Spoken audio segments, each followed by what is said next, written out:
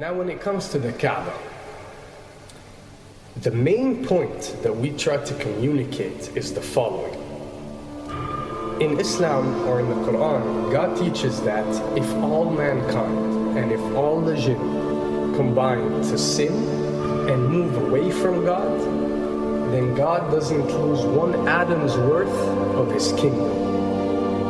And if mankind and jinn combined to dedicate every second of their life to prayer and to worship of the one God, then God's kingdom doesn't gain one atom's worth as well. What does this philosophy teach you?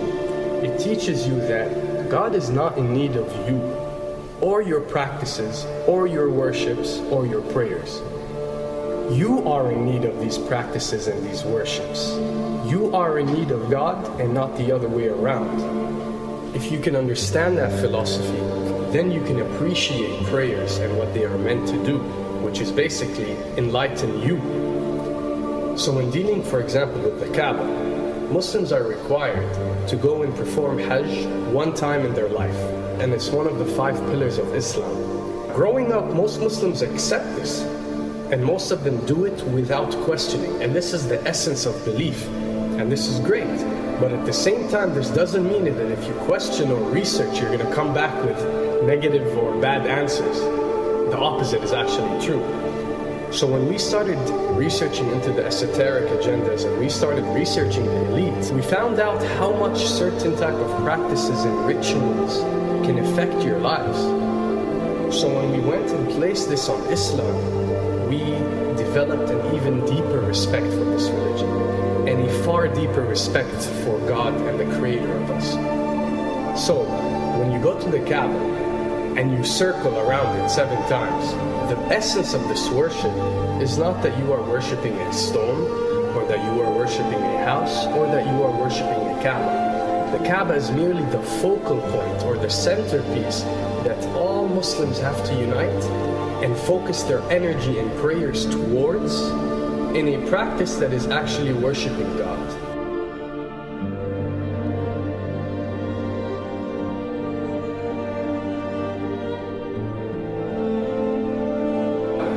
Now, going in circles counterclockwise does not break you away from time and space.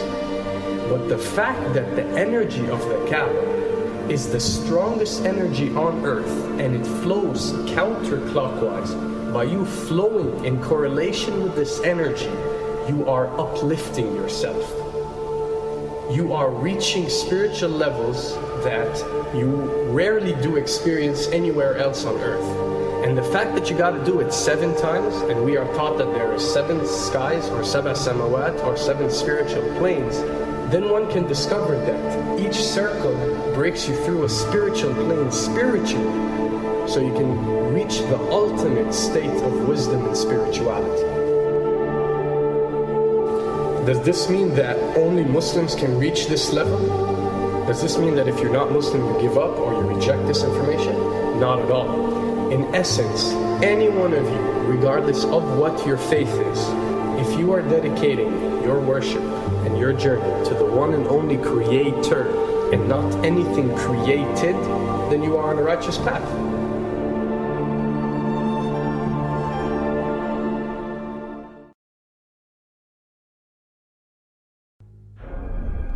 To begin with, the significance of 911. What you have to understand, and what we are trying to explain, is that when dealing with extra dimensions, or when dealing with beings from extra dimensions like jinn, for example, or when dealing with the Illuminati, or the elite, or people that follow a certain type of esoteric agendas, although me and you communicate through words and letters, they have chosen a different type of language. And this is a cross-boundary type of language. This is a language that goes across the boundaries, understood by all. And this is the language of numbers and shapes. And this is why whenever you do research about these groups, you'll find out that they practice something called sacred numerology and sacred geometry.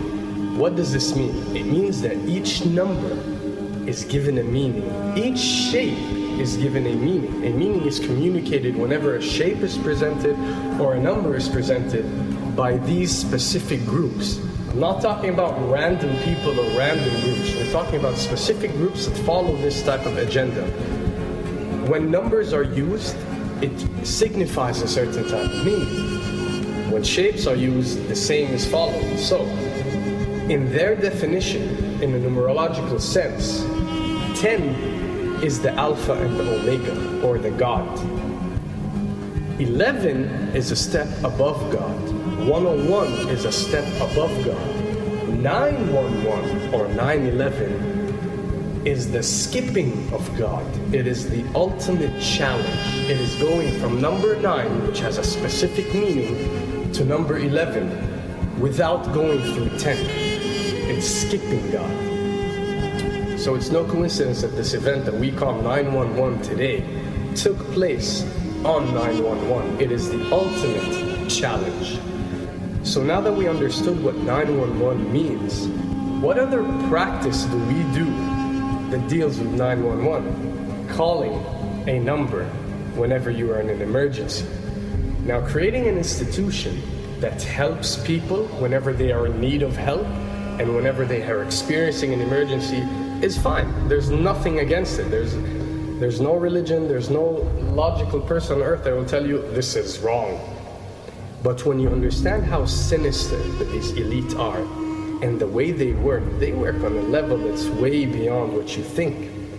So the fact that when you're experiencing an emergency or when you are in need of help, you have to pick up a phone and dial 911, which is the ultimate numerological definition of skipping God, then you'll understand how these people work.